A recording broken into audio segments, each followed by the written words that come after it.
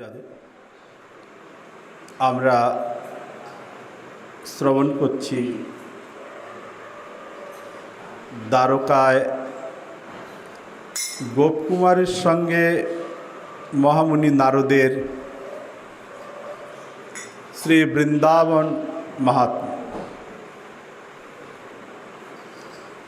মহামুনি নারদজি তিনি বললেন, হে প্রিয় গোপকুমার,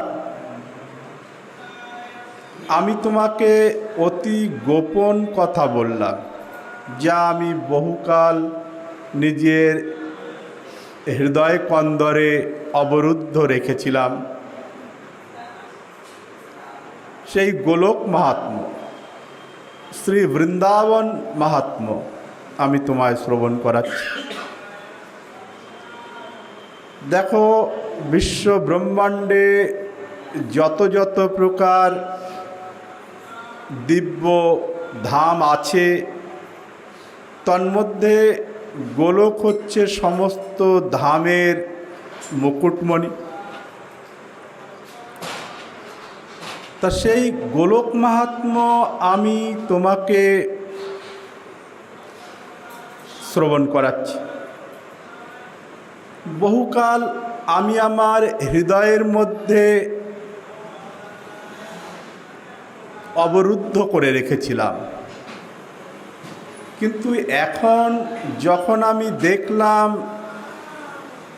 তোমার ন্যায় ভক্তই শ্রীকৃষ্ণ প্রেমিক, তুমি গোবর্ধনে জন্ম তোমার, ভগবান শ্রীকৃষ্ণকে তুমি নিজের সখা অনুসারে ভজনা করো, তাই তোমাকে না বলে আমি আর থাকতে পারছি। বললেন, সেই গোলকের থেকেও আরও দিব্যাতি দিব্য আনন্দ হচ্ছে ভৌমস্থিত সম্পূর্ণ ব্রজমণ্ডলে। ভগবান শ্রীকৃষ্ণের বিহার ভূমি,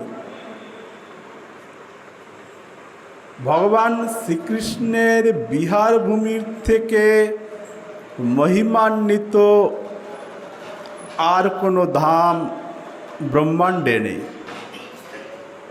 আমি তোমাকে সেই দিব্য গোলক মাহাত্ম্য আরও শ্রবণ করাচ্ছি। তিনি বলতে বলতে ভাবের আবেগে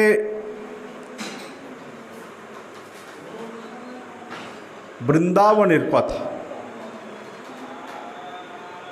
গোলক মাহাত্ম্যের কথা এবং এই দিব্য বৃন্দাবনের কথা বলতে বলতে বিভাবিত হয়ে গেল।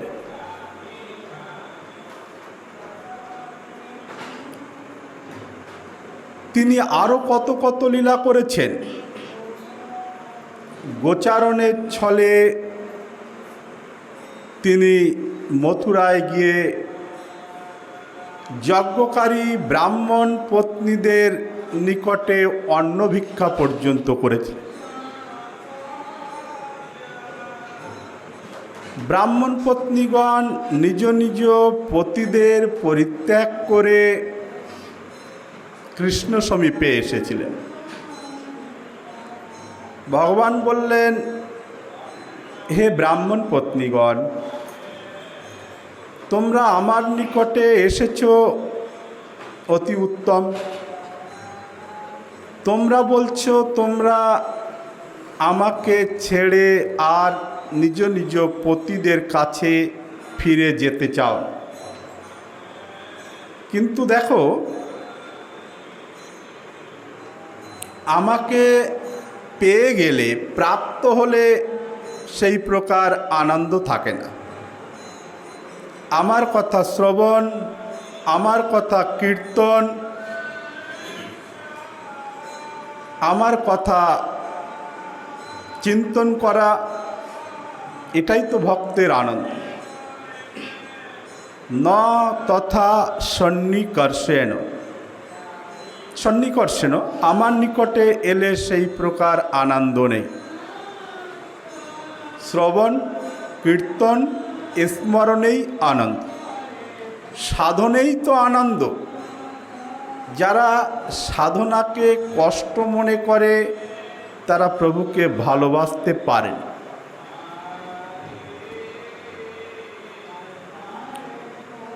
এছাড়া তিনি আরও কত না ব্রজে লীলা করেছেন। গোবর্ধন পর্বতকে হস্তে ধারণ করে সমস্ত ব্রজবাসীদের রক্ষা করেছেন।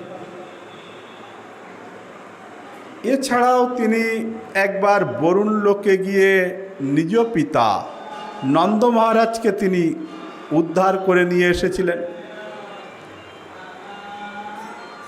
সুতরাং এই শ্রীকৃষ্ণের ব্রজলীলার থেকে মহিমান্বিত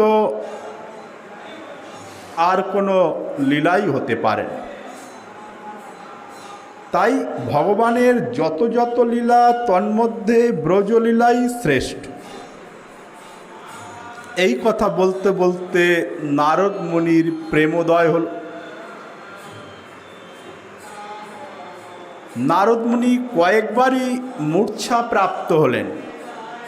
কৃষ্ণ কথা বলতে বলতে মূর্ছা প্রাপ্ত হন প্রেমভরে। আবার যখন বাহ্যিক দশাতে ফিরে আসেন তখন আবার কৃষ্ণ গুণগ্রাম এই ব্রজের মহিমা কীর্তন করতে লাগেন। সুতরাং সেই শ্রীকৃষ্ণ ব্রজ মধ্য যে লীলা করেছিলেন সেই লীলা কেউ যদি শ্রবণ করে, কীর্তন করে, অথবা শ্রীমদ্ ভাগবতে যে সমস্ত কৃষ্ণ কথা লেখা আছে সেগুলো কেউ যদি নয়ন দিয়ে দর্শনও করে তথাপি তার কৃষ্ণ কৃপা প্রাপ্ত হবে, এতে কোনো সন্দেহ নেই। শ্রী চৈতন্য চরিতামৃতকার শ্রীল কৃষ্ণদাস কবিরাজ গোস্বামীপাদ তিনি বলছেন, কৃষ্ণের যতেক খেলা সর্বোত্তম নরলীলা, নরবপু যাহার স্বরূপ গোপবেশ বেণুকর, নবকিশোর নটবর নরলীলার হয় অনুরূপ। বলছেন প্রভুর যত লীলা আছে তন্মধ্যে নররূপে অর্থাৎ শ্রীকৃষ্ণ রূপে মনুষ্য রূপে যে লীলা করেছেন সেটা হচ্ছে সর্বোত্তম, সর্বশ্রেষ্ঠ। গোপবেশ বেণুকর নবকিশোর নটবর নরলীলার হয় অনুরূপ। তার মধ্যে আবার ভগবানের যে গোপ বেশ, বেণুকর করে মুরলী, দেখতে কেমন, নব কিশোর নটবর নরলীলার হয় অনুরূপ। তন্মধ্যে নরলীলা শ্রেষ্ঠ। নরলীলার মধ্যে যেমন দ্বারকা লীলা আছে, মথুরা লীলা আছে, বৃন্দাবনের যে লীলা তাতে ভগবান গোপ বেশ ধারণ করেছিলেন। এর থেকে দিব্যাতি দিব্য আনন্দ প্রদানকারী নরলীলা আর দ্বিতীয় হতে পারেন। তার মধ্যে আবার বেণুকর, ভগবান শ্রীকৃষ্ণের করসমূহের মধ্যে বেণু, এটা তো আরও আনন্দ প্রদান করে থাকে। সেই ভগবান পরব্রহ্ম স্বরূপ তিনি ভক্তদের আনন্দ বিধানার্থে লীলা করেছেন।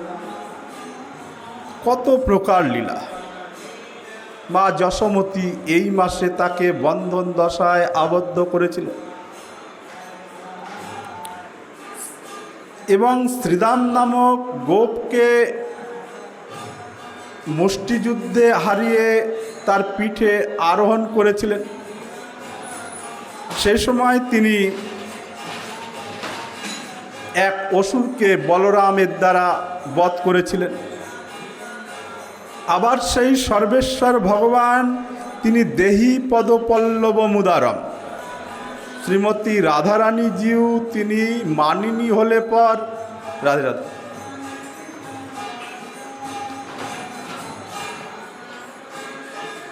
রাধে বাবা ভেরি গুড রাধে রাধে বলুন বস ভালো আছে রাধাকুণ্ডে পাঠ করছে শুনলাম কোথায় ও রাধা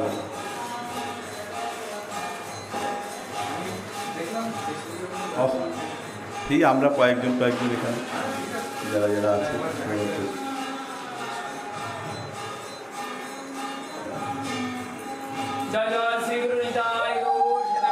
একটা মালা দিন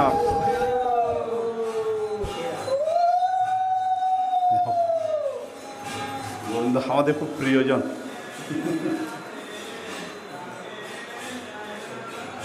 এই তো আছে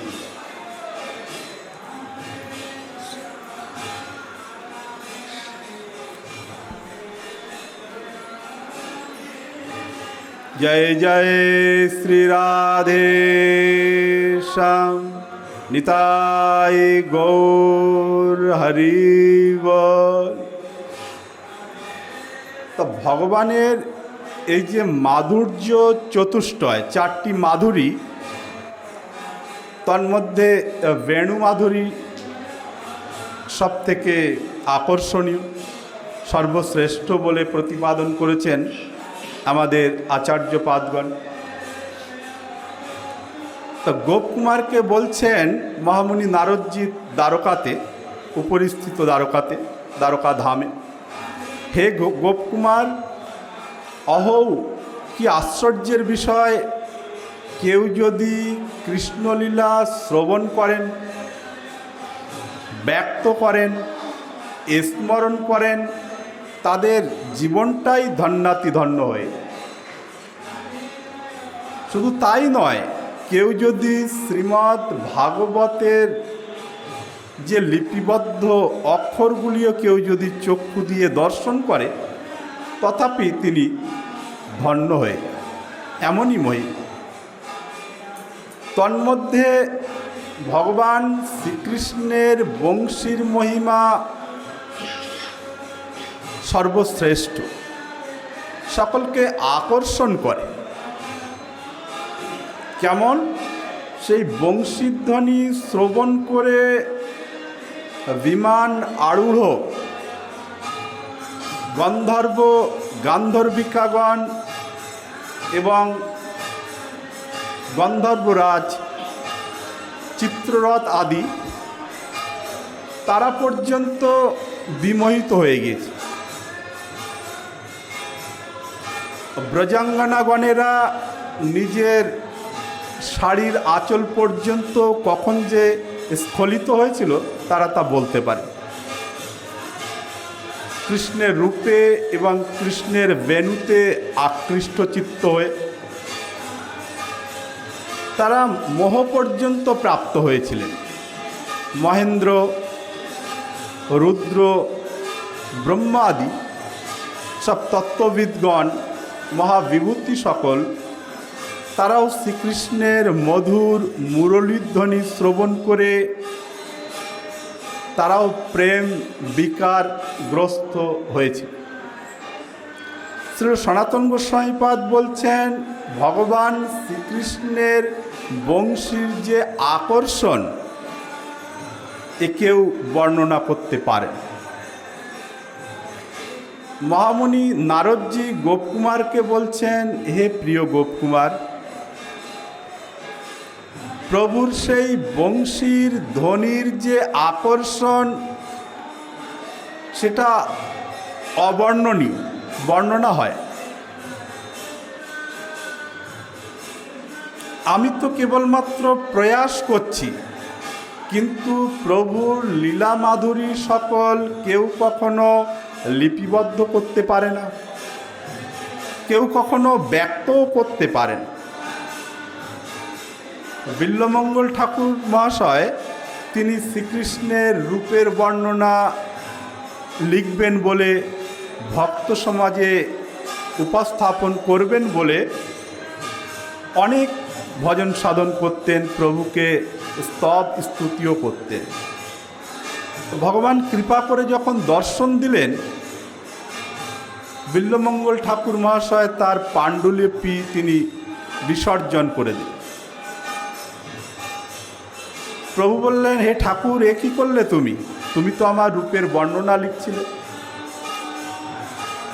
বলছেন, প্রভু, এটা তো আমার একটা বোকামো করা হচ্ছিল। আমি একটা বোকা, মূর্খ।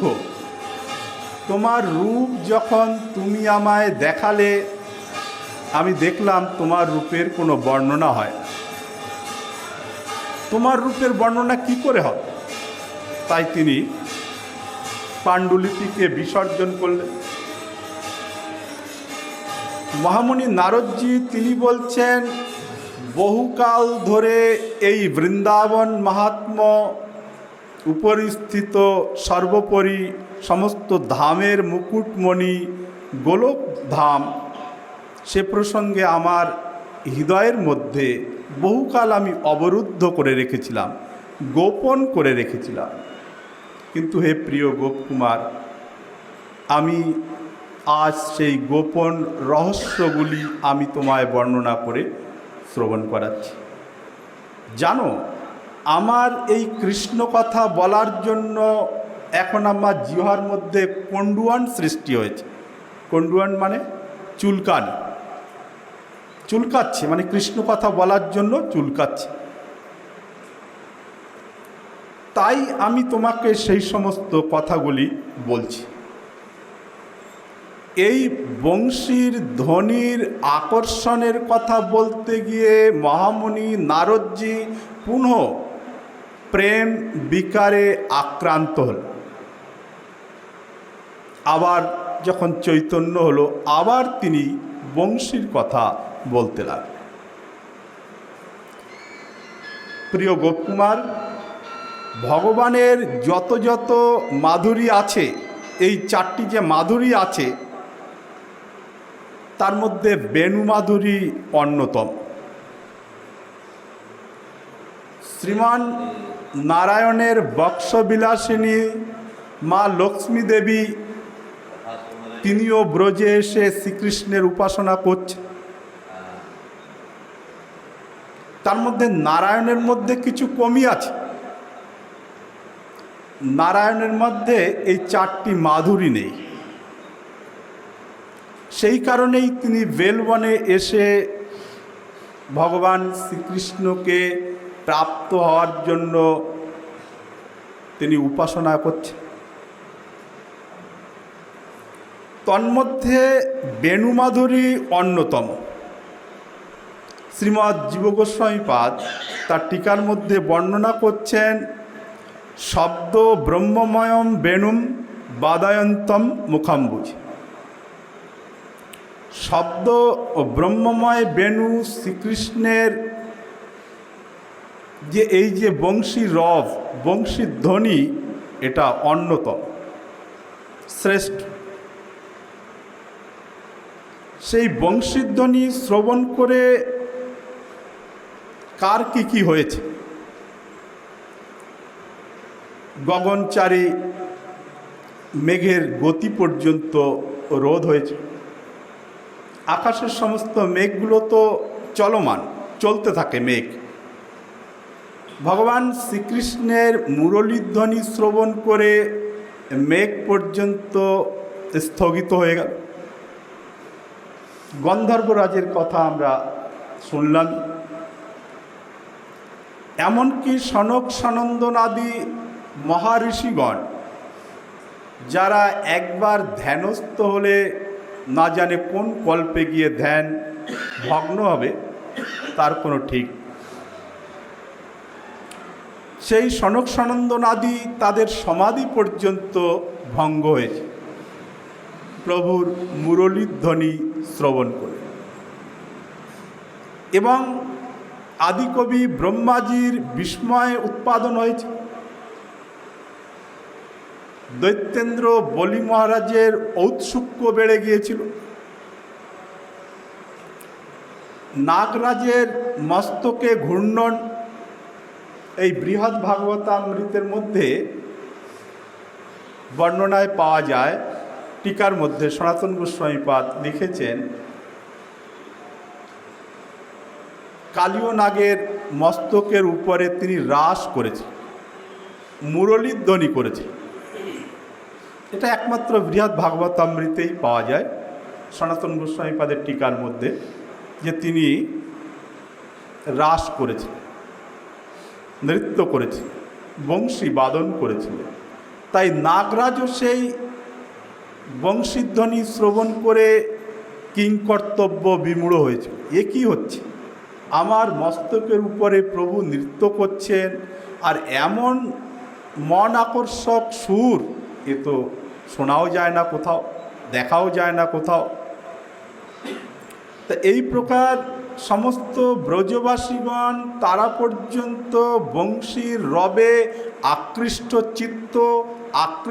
চিত্তা হয়ে গোপীগণ তারাও ছুটে গিয়েছে। চৈতন্য চরিতামৃতকার পায়ারের মধ্যে সেই একই কথা বলছেন, যে ধ্বনি চৌদিকে ধায় অণ্ডভেদী বৈকুণ্ঠে যায়, বলে পৈশে জগতেরও কানে। ভগবান এই ব্রজে মুরলীধ্বনি করছেন, সেটা অণ্ডভেদী, মানে এই পৃথিবী ভেদন করে উপরিস্থিত দিব্য লোকগুলিতে পৌঁছাচ্ছেন। সবা মাতো আড়ো করি বলাৎকারে আনে ধরি, বিশেষত যুবতীর গণে। বিশেষ করে ব্রজ গোপীদের কথাকে এখানে ধরেছে। এখানে কিন্তু ভাগবত বর্ণনা করছেন না, কেবল দিগদর্শন করছেন। আর এই বৃহৎ ভাগবতামৃতের টিকার নাম হচ্ছে দিগদর্শন, মানে কেবল স্পর্শ করে যাবেন, ম্যাপ ছুঁয়ে ছুঁয়ে যাবেন।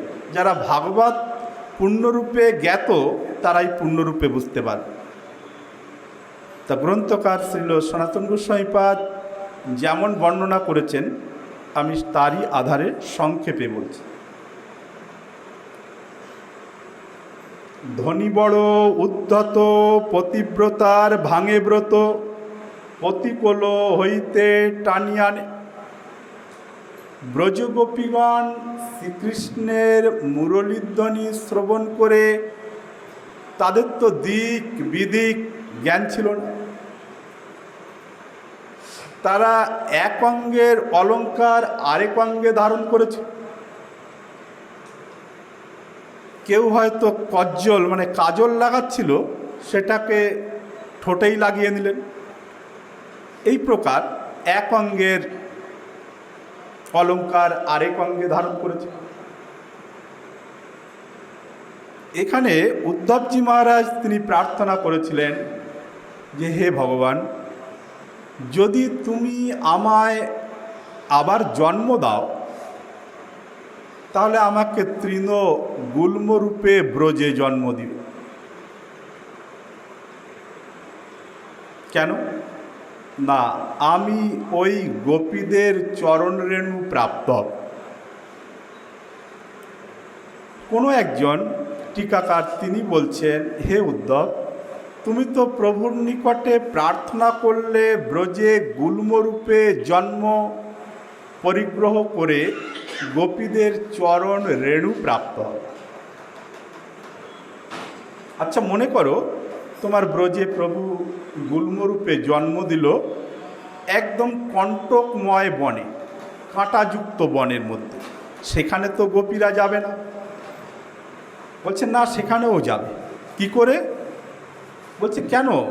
যখন গোবিন্দ মুরলীধ্বনি করেন, তখন সেই গোপীদের দিক বিদিক, কোনটা পথ কোনটা বিপথ, এটা জ্ঞান থাকে। তখন তারা বংশীর রব শুনে তারা ছুটে চলতে থাকে সেই রবের সান্নিধ্যে। তখন তো আমি সেই ব্রজগোপীদের চরণ রেণু প্রাপ্ত হব। তাহলে তো ঠিক আছে। স্বয়ং আদিকবি ব্রহ্মাজি তিনিও এই ব্রজে তৃণগুল্মরূপে জন্ম প্রার্থনা করেছেন। কেন না, তিনিও এই ব্রজবাসীদের চরণ রেণুকে প্রাপ্ত হতে চেয়েছেন। ব্রহ্মসংহিতার মধ্যে বর্ণনায় পাওয়া যায়। তাহলে সেই ভগবান শ্রীকৃষ্ণের বিহার ক্ষেত্র হচ্ছে এই ভৌমস্থিত ব্রজমণ্ডল। শ্রীল সনাতন গোস্বামীপাদ বলছেন, ক্রমে ক্রমে উপরিস্থিত গোলকধামের থেকেও অনেক অনেক গুণে মহিমান্বিত হচ্ছে এই ভৌমের ব্রজমণ্ডল, ভৌমস্থিত শ্রীধাম বৃন্দাবন। বৃন্দাবন মানে 84 ক্রোশ ব্রজমণ্ডলটাই বৃন্দাবন, যেখানে প্রভু লীলা করেছেন, সম্পূর্ণ লীলা ক্ষেত্রটি। তা ভগবান শ্রীকৃষ্ণের বংশীর রব শুনে যমুনা তিনি যেদিকে যাচ্ছিলেন তার বিপরীত গতি ধারণ করে ভগবান শ্রীকৃষ্ণের সেই মধুর মুরলীধ্বনি শ্রবণ করে স্থাবর জড় পাষাণ ও বিগলিত হতে লাগল। চরণ পাহাড়ে তার অনেক চিহ্নও রয়েছে, বড় অলৌকিক। বহু পূর্বে পাশ্চাত্য দেশে কিছু বৈজ্ঞানিকরা শ্রীমদ্ ভাগবতের থেকে ঠিক এই জায়গাটা নিলেন যে এটা কি করে সম্ভব, কত প্রকার মেশিনপত্র লাগিয়ে জলকে তার উল্টো দিকে নিয়ে যাওয়া যায় না, কঠিন হয়ে ওঠে। তাহলে এই শ্রীকৃষ্ণকে যে যিনি বংশী বাজালে পর পাষাণ পর্যন্ত বিগলিত হয়, যমুনা উজান থেকে সুজন থেকে উজানে যায় বা উজান থেকে সুজনে, তাহলে ইনি সাক্ষাৎ ভগবানই হবে। তো ভগবান শ্রীকৃষ্ণের সেই মুরলীধ্বনি শ্রবণ করে সকলের চিত্ত স্বাভাবিকভাবেই আকর্ষিত হয়ে যায়। আমাদের পদকর্তারা তারা বৃন্দাবনের লক্ষণ কি বলেছেন, মধুর মধুর বংশী বাজে এই তো বৃন্দাবন। আমাদের যে সমস্ত বৈষ্ণব কবিরা রয়েছেন তাদের বঙ্গভাষার মধ্যে সমস্ত শাস্ত্রের নির্যাস ঢেলে রেখেছে। যারা অল্প বিদ্যা সম্পন্ন তারা ভাবে তো বাংলায় লেখা খুব সহজ গ্রন্থ, কিন্তু তা নয়। নরোত্তম ঠাকুর মহাশয়, বিল্বমঙ্গল ঠাকুর, জ্ঞানদাস, আরও বৈষ্ণব কবি যারা আছেন তারা সমস্ত শাস্ত্রকে মন্থন করে পয়ারের মধ্যে ঢেলে দিয়েছে। যাদের সমস্ত শাস্ত্রের জ্ঞান আছে তারা এই পয়ারগুলো বুঝতে পারবে। দেখুন, বৃন্দাবনের লক্ষণ সাধারণ শব্দে বলে দিলেন, মধুর মধুর বংশী বাজে এই তো বৃন্দাবন। এই বৃন্দাবনে এখনো ভগবান বংশী বাদন করছে। রাধে রাধে, জয় জয় শ্রী রাধে।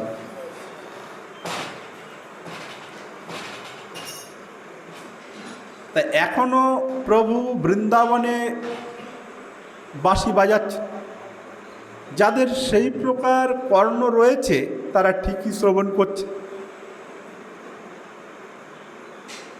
ভগবান শ্রীকৃষ্ণ নিজের রূপে একবার আকৃষ্ট হন। ভগবান তিনি যে শ্রীমান চৈতন্য রূপে অবতীর্ণ হলেন, আমরা ভাবি যে জীবের মঙ্গলের জন্য। জীবের মঙ্গল তো অতি অবশ্যই ঠিক কথা, কিন্তু ভগবানের নিজেরও কিছু স্বার্থ ছিল। ভগবান শ্রীকৃষ্ণই তিনি চৈতন্য রূপে অবতীর্ণ হয়েছে কেন? যারা অনেক অনুভবী সাধু তাদের কথা বলছেন। একবার শ্রী গোলক ধামে ভগবান শ্রীকৃষ্ণকে সখীরা ব্যঙ্গোক্তি করছে। কি ব্যঙ্গোক্তি? বলছেন, হে গোবিন্দ, তুমি তো এক কৃপণ। গোবিন্দের একটু মনটা খারাপ হলো। আরে গোবিন্দের থেকে বড় দাতা বিশ্ব ব্রহ্মাণ্ডে নেই, বলছেন তুমি কৃপণ। বলছেন কি করে আমি কৃপণ হলাম? আরে কৃপণ শব্দটি তো দোষাবহ, এটা তো গুণবাচক নয়। কৃপণ শব্দটা দোষের।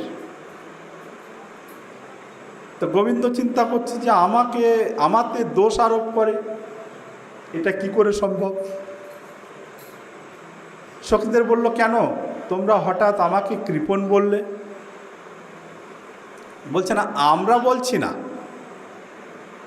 তুমি যাকে মর্তে পাঠিয়েছ সেই মর্তে সুখ পাখি অর্থাৎ সুখদেব, সেই বলছে আমাদের গোবিন্দ খুব ভালো, খুব সুন্দর, সব কিছু দিয়ে দেয়, কিন্তু একটু কৃপণ আছে। বলছেন কোথায় বলেছে? বলছেন ওই তো সুখদেব সমস্ত ভক্ত সমাজে পাঠ করে বলছে, ভগবান মুকুন্দ মুক্তিং দদাতি পরিচিত স্ম ন ভক্তি যোগম। শ্রী গোবিন্দ, শ্রী মুকুন্দ, মুকুন্দ মানে মুক্তিং দদাতি ইতি মুকুন্দ, তিনি অনায়াসে মুক্তি দান করে দেন। পরিচিত স্ম ন ভক্তি যোগম, তিনি সহসা মুক্তি প্রদান করেন। তাহলে তোমাকে কৃপণ বলল কি না? সখীরা তো বড় বড় পণ্ডিত, দিগ্গজ পণ্ডিত, তাদের থেকে পণ্ডিত বিশ্ব ব্রহ্মাণ্ডে কেউ হতে পারে। সমস্ত বেদ বেদান্ত তাদের চরণ বন্দনা করে সখীদের।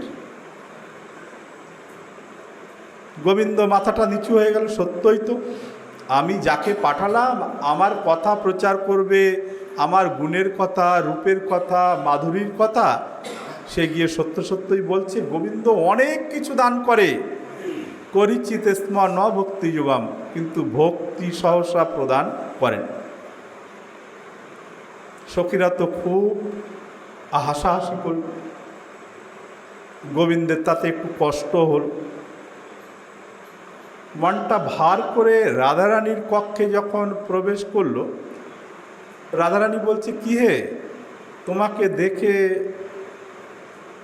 একটু দুঃখী দুঃখী মনে হচ্ছে। বলছেন, হে রাধে, তুমি ঠিকই বলেছ। তোমার সখীরা আমায় বলে কিনা আমি নাকি কৃপণ। রাধারানী ঈষৎ হেসে বলছে, ঠিকই বলেছে। আমার সখীরা তো কখনো অপসিদ্ধান্তের কথা বলতে পারে না, তারা বড় বড় পণ্ডিত। তারা যখন কৃপণ বলেছে, তোমার মধ্যে কিছু কৃপণতা দেখেছে বলেই তো বলেছে। বলছেন, ও তুমিও তোমার সখীদের দলে? কেন তোমায় কৃপণ কি করে বলল? কোনো একটা কারণ তো দর্শিয়েছে, দেখিয়েছে। বলছেন, হ্যাঁ, আমি সেই সুখদেবকে পাঠালাম, বললাম মর্তে গিয়ে আমার কথা প্রচার কর। সেই বলছে মুকুন্দ মুক্তিং দদাতি পরিচিত স্ম ন ভক্তি যোগম। বলছেন, হ্যাঁ ঠিকই বলেছে, তুমি তো ভক্তি বিষয়ে একটু কৃপণতা করো। বলছেন, হে রাধে, এই যে আমাতে কৃপণ শব্দটি আরোপিত হয়েছে, এটা যাতে না হয় সেজন্য আমি কি করতে পারি। তখন কলিকাল প্রারম্ভ হয়ে গেছে। এই কলিকাল রাধারানী তিনি প্রেমের মূরতি, তিনি বললেন, হে প্রাণনাথ, হে প্রাণবল্লভ, তুমি এমন কিছু করো, তুমি তোমার সেই ভক্তি ভাণ্ডারকে উজাড় করে সমস্ত সকলকে দান করো। তাহলে তোমার মধ্যে যে কৃপণ শব্দটি প্রয়োগ করা হয়েছে, আরোপ করা হয়েছে, তা থেকে তুমি মুক্ত হয়ে যাবে। ভগবান শ্রী গোবিন্দ বললেন, ঠিক আছে, তাহলে এই কলিকালে আমি মর্তে চৈতন্য রূপে অবতীর্ণ হয়ে প্রেম ভক্তিকে দুহাত দিয়ে উজাড় করে দান। রাধারানী বললেন, ঠিক আছে, তুমি যদি মর্তে যাবে, আমিও তোমার সাথে যাব, আমিও তোমার মধ্যে প্রবেশ করব। তা কৃষ্ণ তো নীলাভ বর্ণ, নীল আভাযুক্ত, নীলকান্ত মণির মতো দেখতে, কিন্তু মহাপ্রভুর কিন্তু তা নয়। মহাপ্রভু হচ্ছেন একেবারে উজ্জ্বল ফর্সা। রাধারানী কি করলেন? কৃষ্ণের মধ্যে প্রবেশ করলেন বাহ্যিক দিক থেকে। তাই দেখবেন শ্রীমান চৈতন্য মহাপ্রভু তিনি উজ্জ্বল গৌরবর্ণ, নামই হচ্ছে গৌর, অর্থাৎ গৌর বর্ণে, একেবারে কাঁচা হলুদের মতন রং, যেন জাম্বু নদ হেম। হেম মানে সোনা, জাম্বু নদ মানে জম্বু নদীর থেকে উৎপন্ন যে স্বর্ণ, সেই স্বর্ণের যে রং, সেই রং ছিল মহাপ্রভুর শরীরের রং। মানে ইহজগতের স্বর্ণ এত উজ্জ্বল নয়। ইহজগতের স্বর্ণের মধ্যে আমাদের ভারতীয় স্বর্ণ বা অন্যান্য দেশের স্বর্ণের যে রং, তার মধ্যে আকাশ পাতাল তফাৎ আছে। তাদের দেশেরগুলো আরও উজ্জ্বল বেশি। তা সেই সমস্ত স্বর্ণের থেকে শ্রেষ্ঠ স্বর্ণ উৎপন্ন হয় জম্বু নদ থেকে। জম্বু নামে একটি নদ আছে। তা সেই স্বর্ণের কারা ব্যবহার করে? না, দেবতার। তা মহাপ্রভুর শরীরের রংটা হচ্ছে, মানে রাধারানীর রংটা কেমন উপমা দেওয়া যায় না, তথাপি একটা ধারণার জন্য বলা হয়েছে মহাপ্রভুর অঙ্গের রংটা কেমন, জাম্বু নদ হেম সদৃশ, জম্বু নদীর থেকে উৎপন্ন স্বর্ণের রং। তাই শ্রীমান মহাপ্রভু তিনি কলির জীবেদের প্রেম ভক্তি প্রচার করার জন্য বিনা বিচারে তিনি প্রেম ভক্তিকে লুটিয়েছেন। এ তো একটা পর্ব। ভগবানের স্বার্থ ছিল। কি স্বার্থ? গোপীগণ যখন কৃষ্ণ বিরহে রাসের সময় যখন গোবিন্দ অদর্শন হয়েছে, তা সেই বিয়োগ দশা, অদর্শন জনিত দশাতে গোপীরা কৃষ্ণ কৃষ্ণ বলে কত রকমভাবে আরতি করেছিল, বিলাপ করেছিল, রোদন করেছিল। শেষে গোপী গীত। গোপী গীত মানে কি? গোপীদের হৃদয়ের যে বিরহ, সেই বিরহ সহ্য না করতে পেরে তারা রোদন করে যে গীত গেয়েছিলেন তার নাম গোপী গীত। তারা রোদন করতে করতে প্রাণ পর্যন্ত শেষ করে দিতে যাবে গোবিন্দকে কত ভালোবাসে। গোবিন্দ কোথাও যাননি, তিনি দেখছিলেন এই গোপীরা আমাকে কত ভালোবাসে। এই গোপীরা তাদের নিজেদের আত্মীয় পরিবার পরিবর্গ সকলকে ছেড়ে, সামাজিক লাজ লজ্জা ছেড়ে তারা আমার উপাসনা করে। নিঃশুল্ক দাসিকা।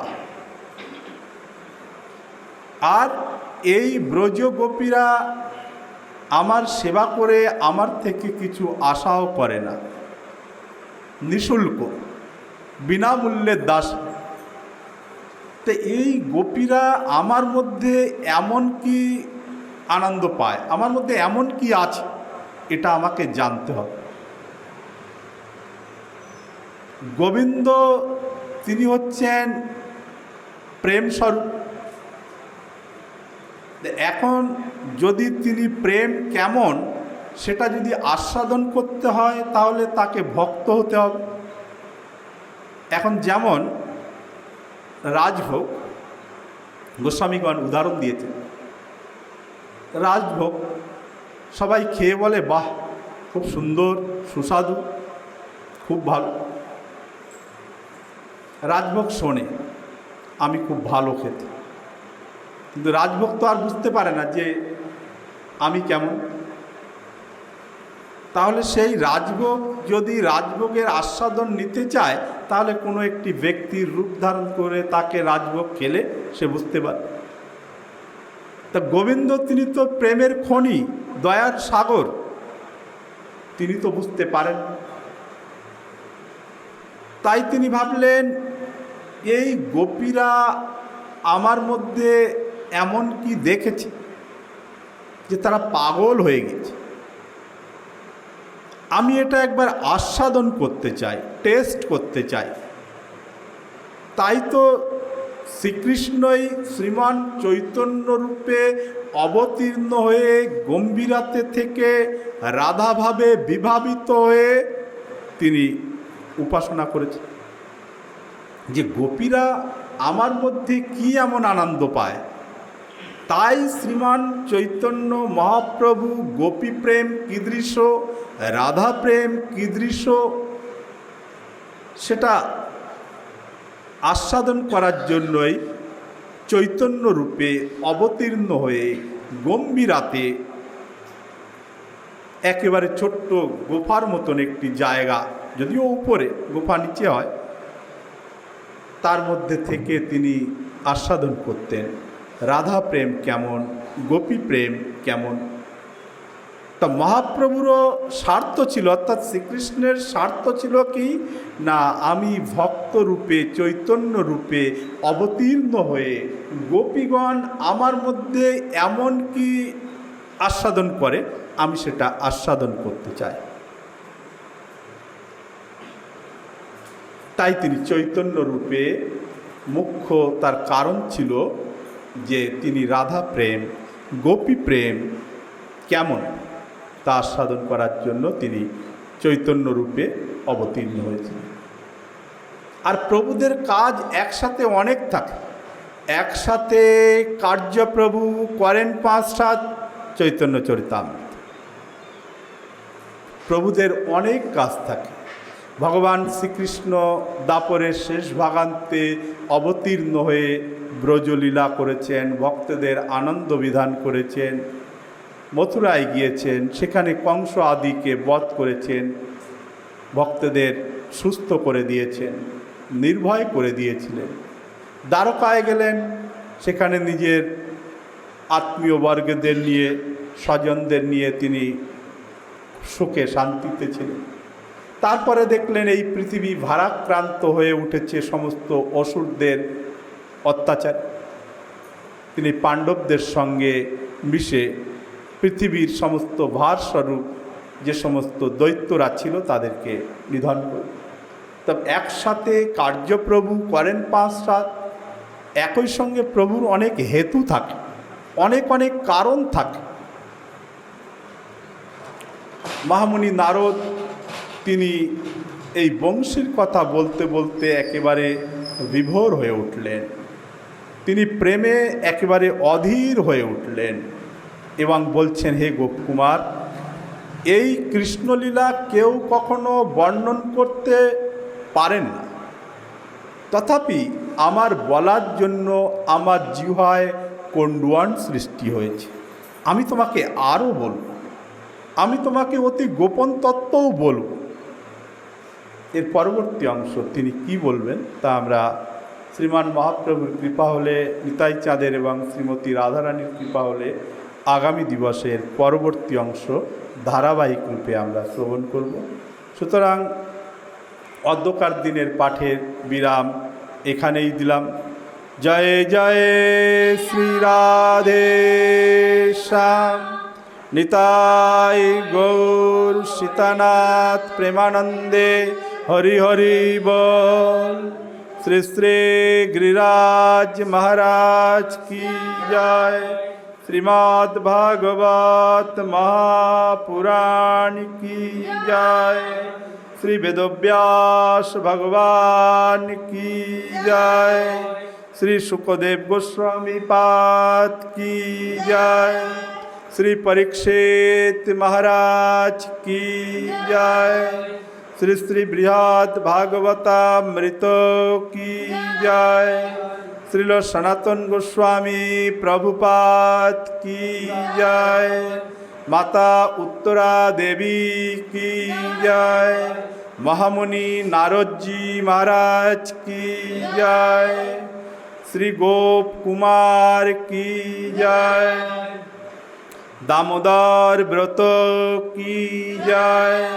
व्रतकारी समस्त भक्त वृंद की जय। आपन आपन श्री गुरु महाराज की जय।